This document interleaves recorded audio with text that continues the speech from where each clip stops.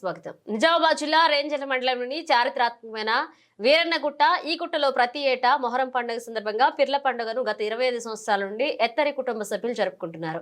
Telangana state స్వచ్ఛ auto టిప్పర్లు chairman Ethari Gopi ఆయన తాతల నాటి నుండి మొహరం పండుగ పిర్ల పండుగ నిర్వహిస్తుండగా అదే విధంగా గోపి కుటుంబ సభ్యులు కూడా బుధవారం మొహరం పండుగ సందర్భంగా వీరన్నగుట్టలో ఎంతో భక్తి శ్రద్ధలతో జరుపుకుంటారు. ఆనవాయితీ ఈ పిర్ల పండుగ జరుపుకుంటూ ఎత్తరి గోపి కుటుంబ సభ్యులే కాకుండా బంధుమిత్రులు కూడా పాల్గొని భక్తి పారవస్యాన్ని పొందుతారు. ఎత్తరి గోపి తల్ల ఎత్తరి అనసూయ కుమారులు వెంకటరమణ, గోపి, రమేష్, కృష్ణ, కోడళ్లు లక్ష్మి, రంజిత, గీత, రాధిక, కూతుళ్లు భాగ్యలక్ష్మి, వరలక్ష్మి, మనవాళ్లు తరుణ్, లోకేష్, అఖిలేష్, విఘ్నేష్ వారు లక్ష్మీనారాయణ పాల్గొన్నారు. ఇక డప్పు వాయిద్యాలతో సాంప్రదాయ ప్రకారం ఊరేగింపుగా వెళ్లి వీరన్నగుట్టలో నిర్వాహకులు మహమ్మద్ ఆధ్వర్యంలో పండుగ కార్యక్రమాలు ఘనంగా జరిగాయి.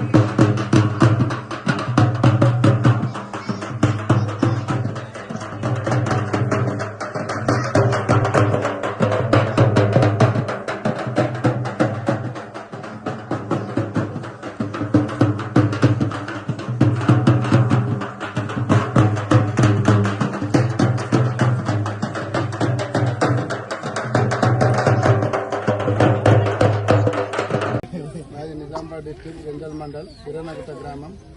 అది మేము 30-40 సంవత్సరాలు మా తాత మా నాయన గతం నుంచి పీర్ల పండుగ జరుపుకుంటూ వస్తుంది. ఈ గ్రామం ఘనంగా జరుపుకుంటాం.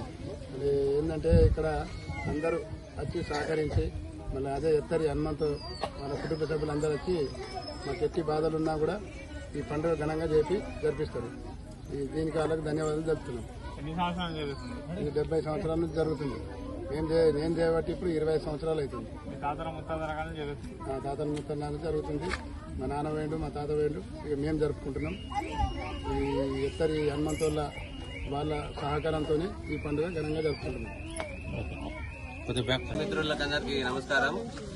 నిజామాబాద్ జిల్లా రేంజర్ల మండల్ వీరన్నగుట్టలో ఘనంగా మొహరం పండుగ పీర్ల పండుగ చేయడం జరుగుతుంది. గత 70 సంవత్సరాల నుంచి కూడా మహమ్మద్ వాళ్ళ ఫ్యామిలీ చేయడం జరుగుతుంది. దీనికి మా కుటుంబ సభ్యులు కూడా అందరం కూడా సహకరిస్తూ ప్రతి సంవత్సరం కూడా ఈ గ్రామంలో ఉండే ప్రజలు కూడా మంచిగా ఉండాలనే ఉద్దేశంతో కూడా మేము అంత దూరంకి ఇక్కడ వచ్చి ఇక్కడ చేయడం జరిగింది. మా పుట్టింది ఇక్కడే, మేము ఇక్కడే, మా తాతలు కూడా పుట్టింది ఇక్కడే.